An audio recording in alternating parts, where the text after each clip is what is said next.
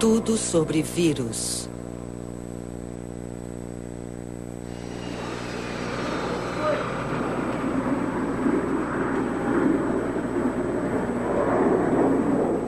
Este exército de médicos está fazendo pesquisas não devido à explosão de uma guerra, mas devido à explosão de um vírus. É uma batalha onde um aperto de mãos pode ser mais fatal que escapar de balas.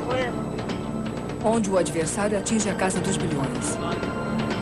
Onde nada é constante a não ser o número de vítimas. Os vírus são coisas à margem da vida.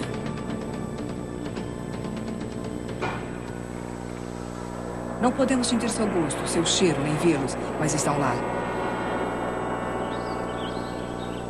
No ar, na água, em todas as coisas vivas do planeta. São as menores e mais simples formas de vida na Terra. Entretanto, conhecem meios de penetrar em nossos corpos, sequestrar nossas células e sobrepujar nossas defesas imunológicas. Os vírus são antigos. Alguns acreditam que são mais antigos que outras formas de vida. E são pacientes. Sem uma célula viva para invadir, eles esperam na forma cristalina algo entre a vida e a morte.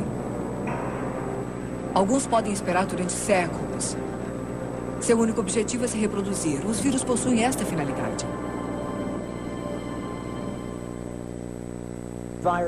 Os vírus, quando estão lá fora, no ambiente, são unicamente peças de informação genética, envoltos em uma capa proteica ou algum tipo de outra proteção, vulnerável a todos os elementos em geral, e somente esperando a próxima coisa viva na qual possam crescer, infectar e se propagar.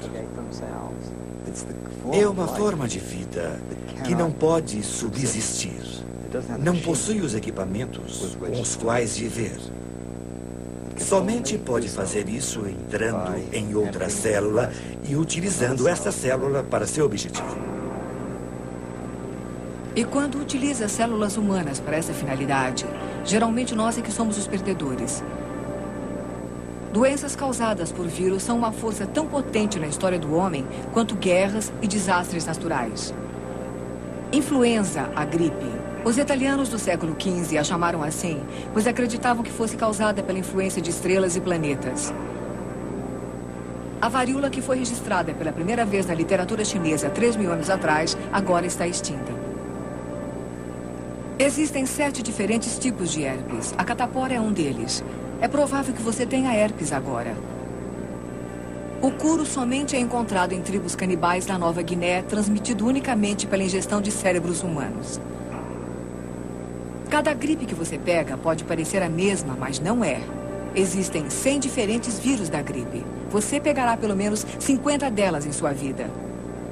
E a lista continua, tão comuns como os da gripe ou tão mortais quanto os da AIDS. Os vírus são causa de muito sofrimento.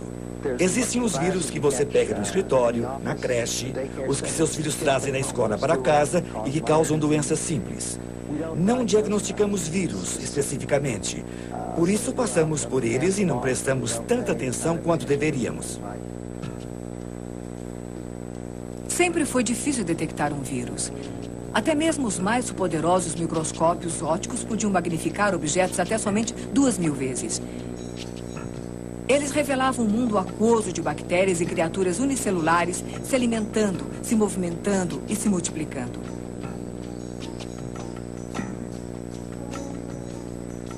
O que não se podia ver era o fantasma que destruía as células com excepcional eficiência.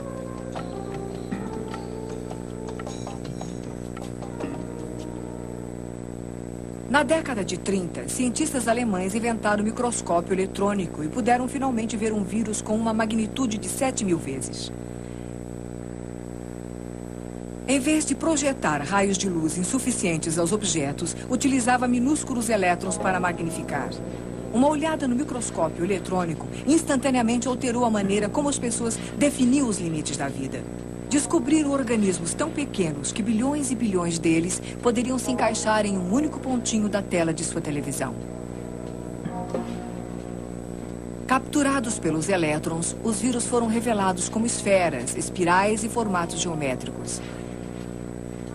Pareciam demasiadamente simétricos para serem vivos.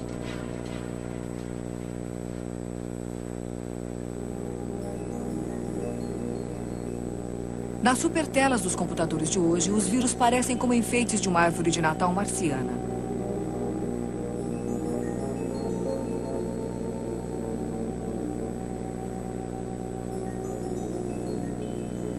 Este é o vírus da AIDS. Seu centro contém a informação genética necessária para que o vírus se multiplique.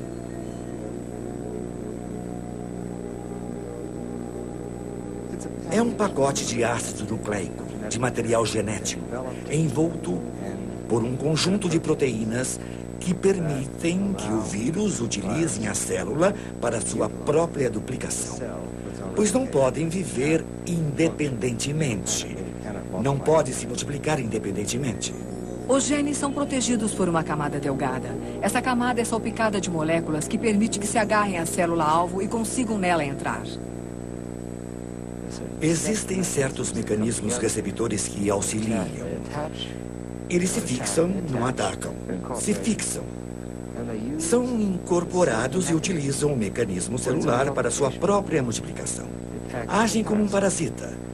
Utilizam esses sistemas organizados para sua própria sobrevivência. A célula-alvo não tem que ser humana, nem mesmo animal.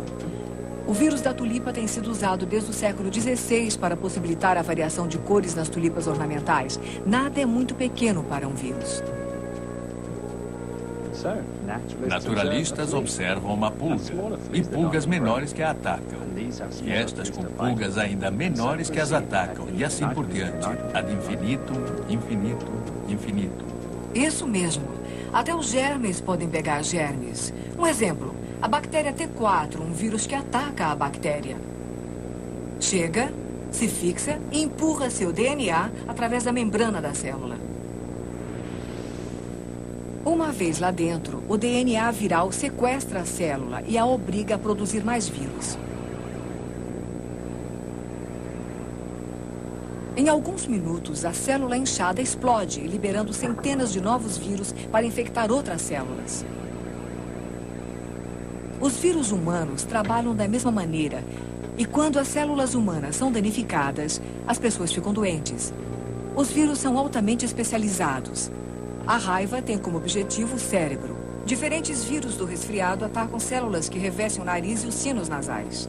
A cachumba infecta somente as glândulas salivares.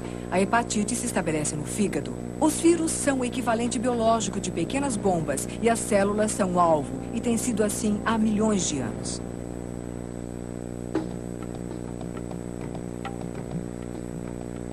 Na antiguidade, as pessoas não conheciam o vírus, mas sabiam que ficar doente era a última coisa que a maioria delas faria.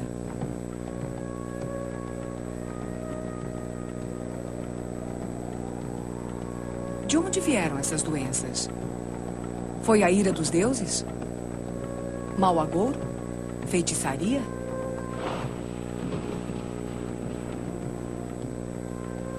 A grande peste vermelha que apareceu nas guerras peloponésicas no século V a.C. pode ter sido tifo ou escarlatina, ou pode ter sido sarampo.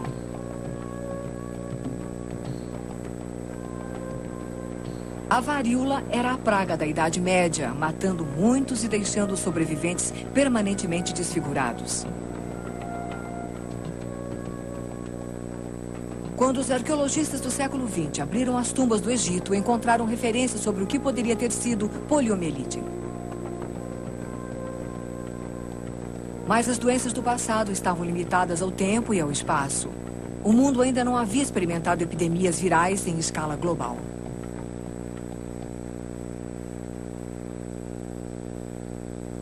Pandemia. Um dos piores desastres naturais já registrados na história foi causado por um vírus. A gripe pandêmica de 1918 atingiu todas as principais cidades americanas, derrubando as pessoas onde estivessem.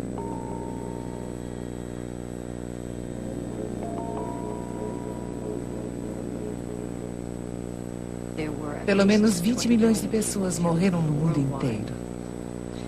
E foi provavelmente a pior pandemia que o mundo conheceu. Mais pessoas morreram de gripe do que na Primeira Guerra Mundial. A guerra sozinha foi um problema. Mas se a guerra não tivesse ocorrido, o surto de gripe daquele ano teria ficado isolado. Quando as tropas aliadas se encontraram ao norte da França para trocar tiros com o inimigo, também trocaram os vírus da gripe. E aí começou. Da França, o vírus foi para os Estados Unidos e se disseminou a partir de Boston. Em Fort Devens, Massachusetts, um caso de gripe se multiplicou em mais de 6.000 casos entre 1º de setembro e 18 de setembro. Levou somente 17 dias. A Índia perdeu quase 4% de sua população. Alasca, 8%. Nos mares do sul, a taxa de mortalidade foi de 20%. As pessoas entraram totalmente em pânico, porque uma pessoa podia estar jogando bridge numa noite e estar morta no dia seguinte. E por isso faziam todo tipo de coisas. Eles utilizavam máscaras. Na realidade, toda a polícia utilizava máscaras. E carregavam pequenas bolsas com alho e cebola. Qualquer coisa que acreditasse pudesse protegê-los da gripe. Não tinham ideia de que estavam deixando exposta exatamente a parte por onde a gripe penetrava em seu corpo, o nariz. Nada se sabia como lutar contra ela. E isso só começou a ser descoberto nas décadas de 30, 40 e 50. Nessa época, havia conhecimento e experiências suficientes, além do desenvolvimento de técnicas, para que fosse impossível prosseguir. Nunca antes na história, os médicos foram capazes de fazer tanto para preservar a saúde como hoje. E quase em qualquer parte da medicina, os inúmeros avanços que beneficiarão um incontável número de pessoas somente começaram. As vacinas se tornaram o sonho de um cientista. Elas prometeram livrar o mundo de moléstias virosas. Curiosamente, a vacina mundial é proveniente de uma moléstia bovina denominada vaccinia, a varíola bovina. No século XVIII, a beleza das ordenhadoras era um estereótipo. Elas pareciam estar livres da varíola. Um médico rural chamado Edward Jenner observou que uma quantidade surpreendente de ordenhadoras sofria de uma moléstia suave, parecida com a varíola, que era denominada varíola bovina, chamada oficialmente de vaccinia. Jenner extraiu o vírus de feridas e infectou uma criança, seu próprio filho, recém-nascido. Depois, inoculou o garoto com o vírus vivo da varíola. Foi chocantemente perigoso, mas funcionou. A injeção inicial de varíola bovina causou uma moléstia branda, mas suficientemente parecida com a varíola, a ponto de seu corpo desenvolver imunidade para as duas moléstias. Desenvolvemos nossos próprios mecanismos de defesa ao longo dos anos. Sabemos que esse é o sistema imunológico, que é um sistema muito complexo, que contém diversos tipos diferentes de células e funções. Sua principal função é reconhecer corpos estranhos e tentar expulsá-los. O sistema imunológico possui 3 funções importantes trabalhando em seu organismo agora, neste exato minuto. Os anticorpos são proteínas que se aglutinam à superfície do vírus, levando-o à morte. Os glóbulos brancos do organismo se instalam nas células infectadas pelos vírus para destruí-las. Quando você é infectado por um vírus, a memória das células imediatamente reconhecerão o vírus se ele penetrar em seu corpo novamente. É por isso que as vacinas são tão eficazes. O organismo lembra como o vírus falso se parece e podem protegê-lo quando o vírus verdadeiro aparece. Uma das maneiras mais comuns de se fazer uma vacina é desenvolvê-la em um hospedeiro que não é o natural.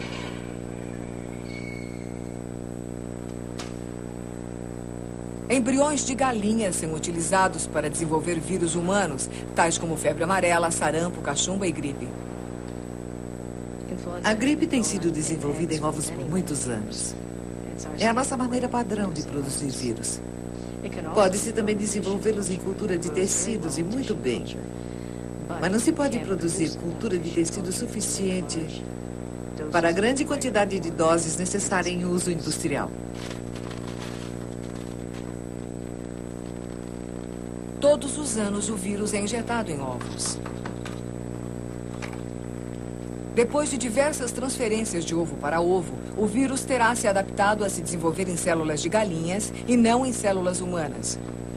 Quando injetado em um homem, se parece bastante com o inimigo para causar imunidade, mas não é suficientemente forte para causar a doença. O vírus da gripe encontrou uma maneira para enganar o sistema imunológico ao sofrer mutações, alterando a maneira como se parece. Algumas vezes sofre pequenas mutações, em outros anos a alteração é radical e ficamos indefesos. Algumas vezes você pode obter imunidade parcial que lhe dará alguma proteção. Mas quando acontece o que chamamos de mutação, é o que geralmente ocorre quando há uma epidemia muito grande, então o sistema imunológico não reconhece a gripe, pois não carrega nenhuma semelhança a algo que os anticorpos já viram. Esta biblioteca congelada da doutora Herlocker é a coleção de linhagem do vírus da gripe, desenvolvidos durante muitos anos. Esses vírus não estão mortos, estão somente dormentes. Cada frasco representa um ano diferente, uma linhagem diferente. Se você aquecesse e inalasse a gripe safra 1980, provavelmente ficaria doente. Algumas safras de gripe são mutações espontâneas, outras epidemias podem ser seguidas até chegarmos aos patos e porcos. E terminam com nomes como gripe suína, gripe de Hong Kong ou gripe asiática, pois geralmente são provenientes de países onde as pessoas vivem perto desses animais. A gripe possui a vantagem adicional de saltar de uma espécie para outra. Cada vez que isso acontece, a linhagem sofre mutação. Os patos defecam na água e os porcos bebem a água. Acredita-se que os porcos sejam um recipiente misturador. Portanto, com os genes dos patos misturando-se com os genes da gripe dos porcos, obtém-se uma linhagem totalmente nova. E isso significa muito trabalho para os cientistas da Organização Mundial de Saúde para Controle de Moléstias em Atlanta. A cada ano é uma corrida contra o relógio. Laboratório de Vigilância da Gripe CDC. Informações são coletadas nos centros de vigilância da gripe em todo o mundo e utilizadas para prever qual linhagem está surgindo. Quando isso é determinado, uma nova vacina é desenvolvida, tomara que há tempo.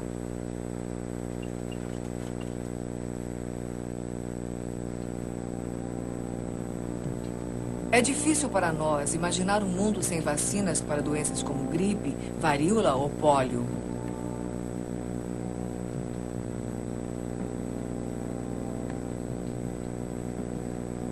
Na primeira metade do século, as pessoas entravam em pânico quando as crianças apareciam com febre e dores musculares.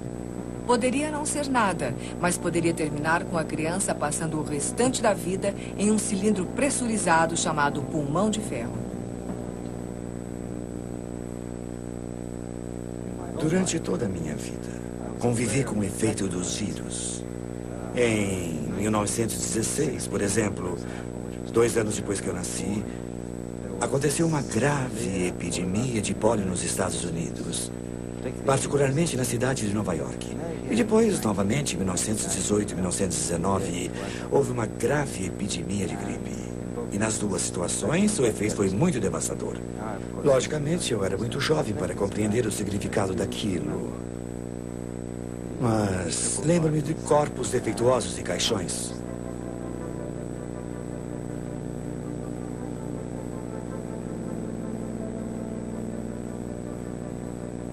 Ninguém sabia por que a pólio causava paralisia ou morte, muito menos que podia ser transmitida por alimentos contaminados, água ou saliva. Remédios caseiros e profiláticos nasceram do desespero. Quando a pólio atingiu Franklin Roosevelt, depois dele ter nadado em um lago gelado, as pessoas acharam que a água gelada poderia ter sido a causa. No final da década de 40, o jovem Jonas Salk estava a caminho para se tornar um herói para o mundo inteiro. Devotei toda a minha vida para a medicina. E foi dessa maneira que escolhi praticar a medicina. A rotina da minha vida tem sido tentar prevenir doenças ou, de alguma maneira, curar. Sua maior conquista aconteceu quando os cientistas de Harvard encontraram uma maneira de desenvolver o vírus da polio em grande quantidade. Salk conseguiu a matéria-prima necessária para desenvolver a vacina. Toda a minha abordagem era que uma pessoa ficasse imunizada contra uma moléstia virótica sem sofrer a infecção. Até aquela época, acreditava-se que você tinha que sofrer a infecção da mesma maneira que com a varíola, raiva ou uma forma atenuada de vírus. Em seu laboratório na Universidade de Pittsburgh, Salk eliminou vírus da polio com formaldeído para evitar que causassem a moléstia. Em 1955, depois de primeiro experimentar em si mesmo, começou a inocular crianças. O vírus morto alertava seu sistema imunológico sem deixá-los doentes. Foi considerada como a maior descoberta na história da medicina. Somente nos Estados Unidos, 2 gerações cresceram sem conhecer a angústia dessa doença. Como se diz, aconteceu em um dia de trabalho e foi valorizado especialmente pelos pais, pois eliminou-se o medo.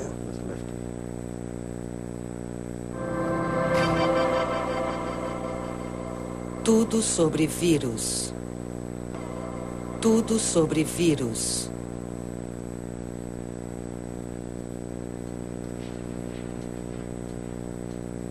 Hoje, as novas cruzadas lutam contra o menor dos monstros que se esconde no mundo da pobreza, o rotavírus, um micróbio diminuto transmitido pela água e que mata mais de 5 milhões de crianças todos os anos. 5 milhões, principalmente em países em desenvolvimento.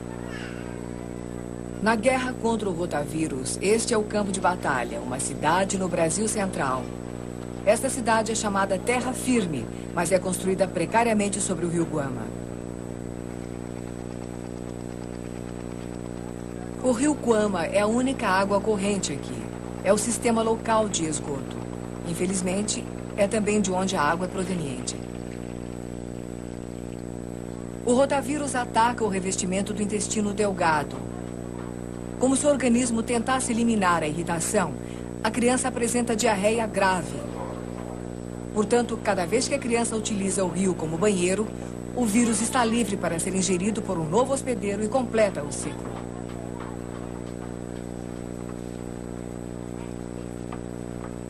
Em colaboração com a Organização Mundial de Saúde, o Dr. Alexandre Linhares e sua equipe do Instituto Evandro Chagas do Brasil estuda o rotavírus e tenta auxiliar as jovens mães a lutar contra a doença. Mas combustível para ferver a água é escasso. E saneamento é difícil em uma favela flutuante nos trópicos. O vírus é tão estável que a transmissão entre os humanos permanece na comunidade. Sabemos que melhorar as condições de saneamento, melhorar a higiene é muito importante, mas não é suficiente para o controle da diarreia pelo rotavírus. É necessário desenvolver uma vacina eficaz. Os pesquisadores monitoram a saúde das crianças e testam seu sangue para estudar como desenvolver anticorpos ao vírus. Conduzem testes em campo, avaliando a eficiência de uma vacina experimental. Essa vacina, se aprovada, poderia potencialmente salvar 800 mil vidas de crianças por ano.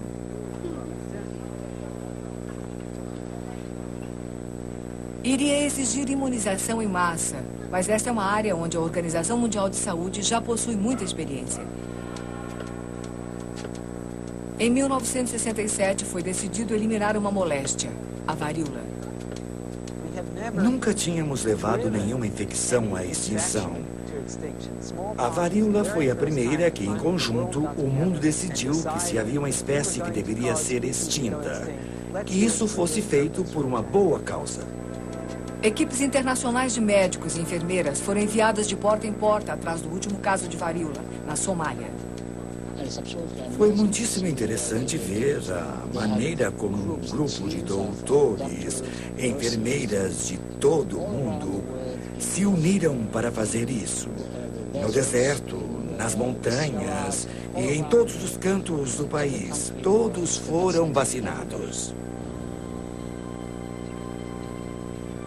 O vírus da varíola somente pode se desenvolver na espécie humana e a vacinação evitou que se espalhasse para novos hospedeiros. Portanto, quando a última vítima melhorou, a cadeia de transmissão foi quebrada para sempre. A varíola, a doença, desapareceu da Terra em 1978. O vírus da varíola ainda está por aí.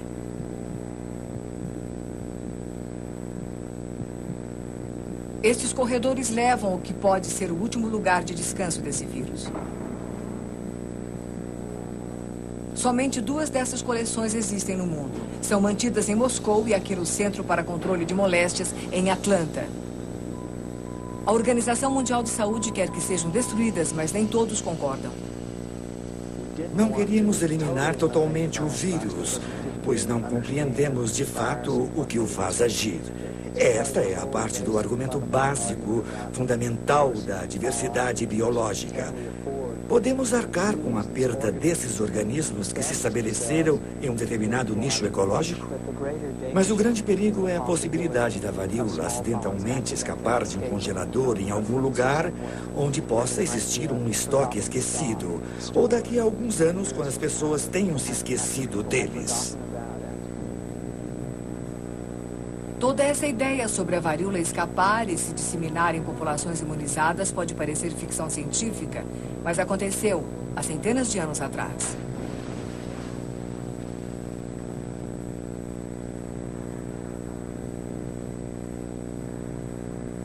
Em 1519, Hernán Cortés invadiu o México e conquistou milhões de astecas. Fez isso com menos de 600 homens, alguns cavalos, armas primitivas e uma arma que não sabia que possuía. Um vírus desconhecido no Novo Mundo. Os astecas e seu sistema imunológico ficaram sem defesa. Entre os ambientes naturais restantes do planeta, poucos estão mudando mais rapidamente do que as florestas tropicais.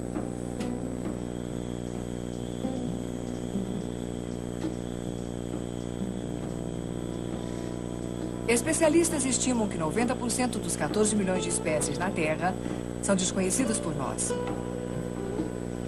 E todos esses animais e plantas desconhecidos podem abrigar vírus desconhecidos.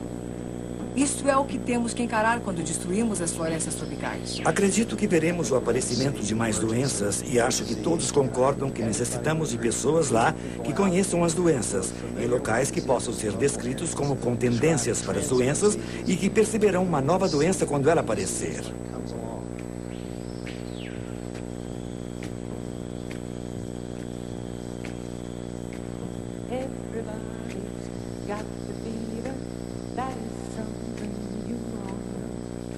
O Sr. Hélio Augusto Cardoso Sareva faz parte de uma equipe de médicos e cientistas tentando prever os caminhos do aparecimento viral. Seu trabalho, isca. Augusto é isca para insetos.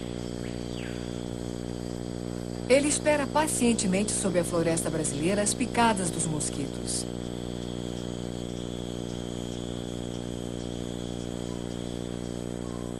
Augusto e seus colegas fazem parte de um sistema de alerta precoce para o arborívus.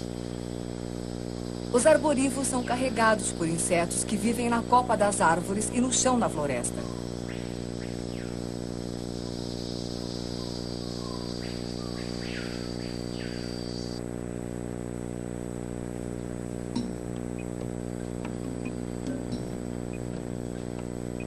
Os mosquitos aparentemente não acham nada curioso um homem crescido, seminu, no galho de uma árvore a 20 metros acima do chão. Mas rapidamente descobrem que não existe nenhum almoço de graça.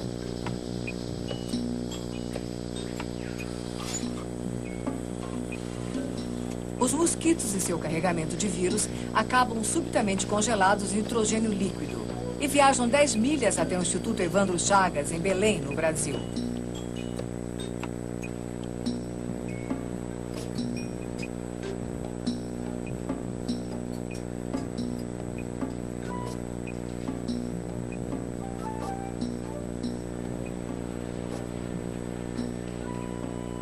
No laboratório, pesquisadores descongelam os insetos e os selecionam em um microscópio.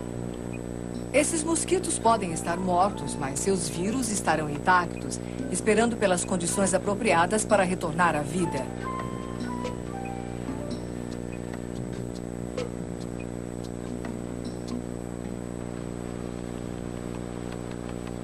Em uma fase do projeto, os mosquitos são esmagados e essa sopa verde de mosquito é então injetada em ratos de laboratório. Alguns irão desenvolver problemas de locomoção. Alguns irão morrer dentro de algumas horas e alguns irão desenvolver infecções a partir dos mais assustadores vírus conhecidos, doenças como a febre amarela.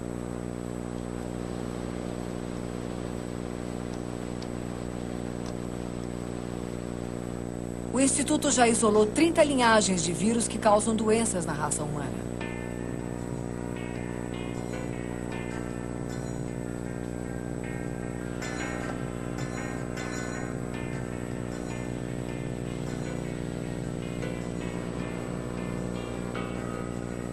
Somente dos mosquitos, o Instituto encontrou 40 linhagens de vírus que o mundo nunca havia visto.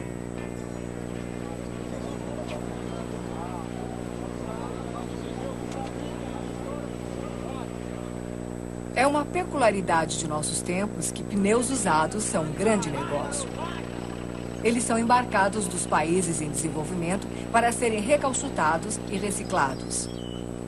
Pneus velhos coletam poças de água, que são o lugar favorito para a procriação do mosquito tigre asiático, que é hospedeiro do vírus que causa a dengue.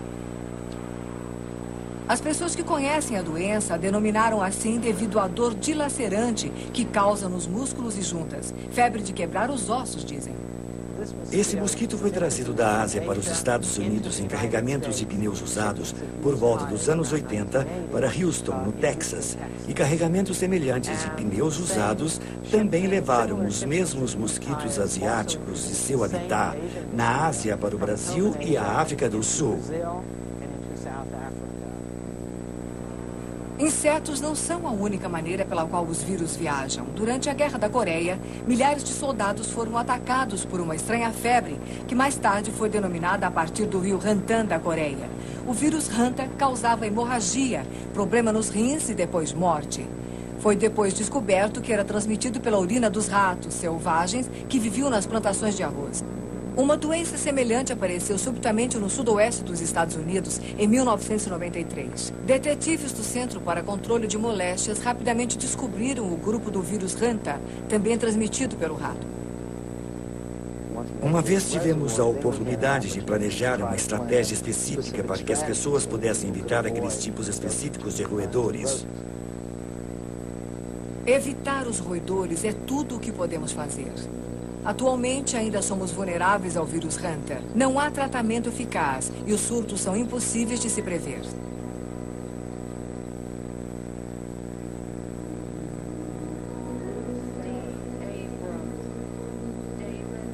Nada mostra mais completamente nossa vulnerabilidade que a AIDS, a doença causada pelo HIV. É um vírus cuja marcha implacável ao redor do mundo continua a transformar a história deste século.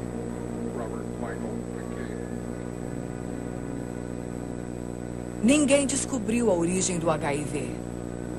No Instituto Salk, no sul da Califórnia, o Dr. Salk voltou sua atenção para a AIDS. Ele aceita a ideia que tenha sido uma mutação de um vírus do macaco, que apareceu pela primeira vez há muitos séculos atrás.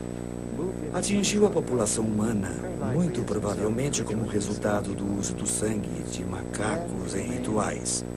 E depois permaneceu em baixa frequência, provavelmente em vilarejos, onde foi contido. Depois, à medida que a civilização começou a se expandir e as viagens se tornaram possíveis, não somente em aviões, mas em caminhões e outros meios de transporte, e as pessoas se movimentaram, eles simplesmente se espalharam. O HIV, vírus da imunodeficiência humana, é de uma família de vírus de RNA de rápida mutação. Esse vírus HIV, que é muito esperto, não somente penetra no sistema humano e mata o sistema humano, como não faz imediatamente. Pode permanecer latente por um longo período. utiliza essa propriedade de retrovírus para fazer uma cópia de seu próprio DNA que penetra no hospedeiro, lá se integra e espera em silêncio. E aí a célula não pode fazer nada. Veja a célula. É uma célula legal. Não se pode ver que dentro há um invasor. O invasor está escondido. O fato do invasor estar escondido torna mais difícil encontrá-lo. É por isso que existe uma campanha mundial para ensinar as pessoas sobre as maneiras de interromper a disseminação da doença.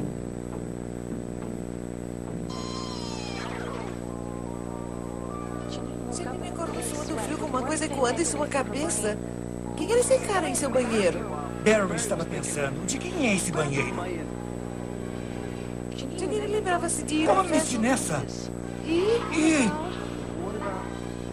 É a AIDS!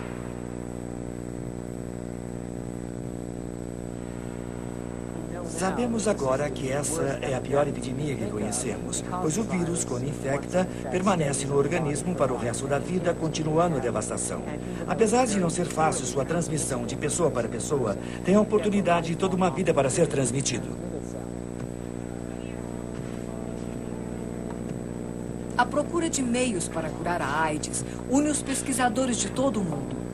Trabalham em tudo, desde a arrecadação de fundos até a conscientização das prostitutas nas mais pobres favelas de Nairobi. As discussões enfocam o fato de que algumas pessoas que foram expostas ao HIV não apresentam AIDS. Essas mulheres representam os primeiros casos conhecidos de imunidade natural ao HIV. A evidência de uma experiência na natureza, que é bem o que se tem observado no Quênia, sugere qual a estratégia que deveria ser utilizada para o desenvolvimento da vacina. Se começarmos a entender a natureza da relação e como ela funciona, podemos desenvolver estratégias para lidar com ela.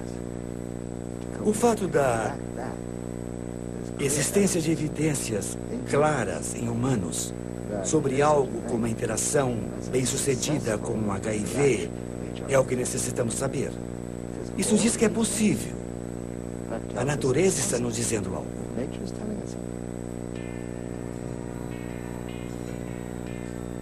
Ainda vende bem o filme de Michael Crichton, de 1968, sobre corajosos cientistas e o exército americano lutando contra um organismo microscópico fatal chamado de a linhagem de Andrômeda.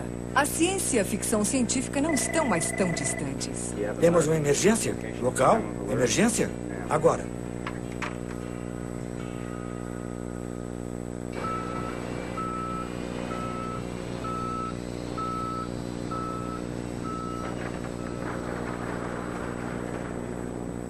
No Forte Detrick, em Maryland, equipes médicas das tropas especiais do Exército estão em alerta 24 horas. Se um soldado apresentar uma doença fatal, infecciosa, não identificada, ou todos os 3 itens, esses médicos saem no primeiro C-141 da base da Força Aérea de Andrews. Com precisão militar típica, eles se autodenominam UNSAMRID.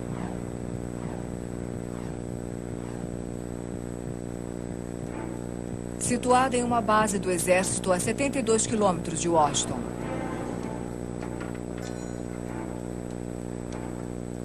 Eles trabalham em um local mais conhecido pela pesquisa de guerra biológica. Essa equipe pode estar na linha de frente na guerra contra vírus emergentes. Estão preparados para encarar algumas das piores doenças do mundo, o ebola ou febre do macaco verde. Relativamente recente e incrivelmente fatal, o ebola foi identificado pela primeira vez no Sudão e no Zaire, em 1976. Em 1989, ameaçou infectar uma comunidade a somente 110 quilômetros do UNSAMRID. Felizmente, foi somente uma ameaça, mas muitas vezes esse não é o caso. Uma pessoa que desafortunadamente contraísse algum tipo de moléstia, conhecida ou não, poderia rapidamente seguir para Maryland. Pronto? Todos prontos? Estamos prontos. 1, 2, 3. Ótimo. 1, 2, 3. Seria uma viagem estranha, com o paciente observando toda a movimentação de dentro de uma maca isolada, depois em uma cápsula hermeticamente fechada em um avião de carga. O vírus, a vítima e os médicos estariam nos cômodos selados do Instituto.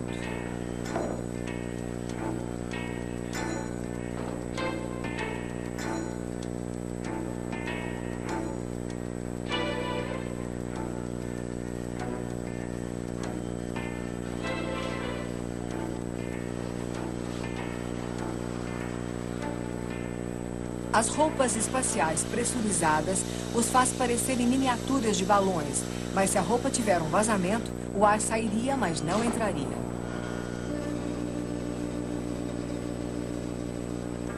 Os médicos passam por duchas desinfetantes para uma sala onde o ar é cuidadosamente filtrado, onde dejetos passam por esgoto envolto em cimento para serem esterilizados.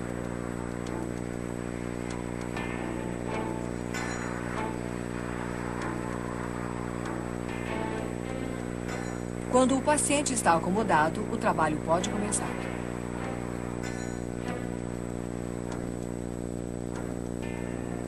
É um tipo diferente de quarto de hospital. Os vírus estão, na realidade, sendo utilizados para ajudar e não para ferir.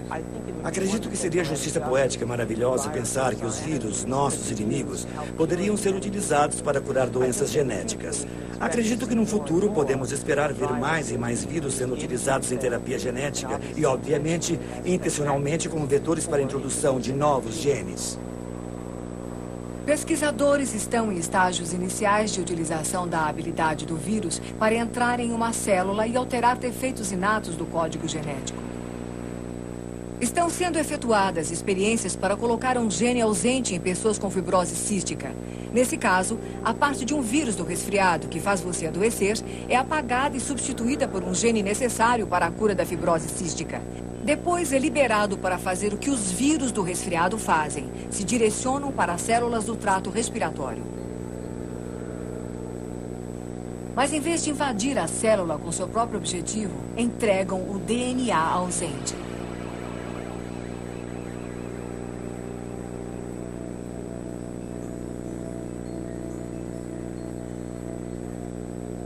Portanto, a relação entre o vírus e a espécie humana continua a evoluir. Da mesma maneira como sempre nos usaram, estamos agora usando o vírus. Mas sem levar em consideração quem está no controle, o menor inimigo da humanidade não irá desaparecer. Assim que eliminarmos um vírus, aparecerá uma multidão de novos outros vírus. Eu não acredito que algum dia eliminaremos os vírus. Acredito que se aparecer um vírus que alcance um limite muito amplo de hospedeiros, podemos sofrer séria redução em número em nossa espécie. É preciso considerar esta como uma possibilidade real.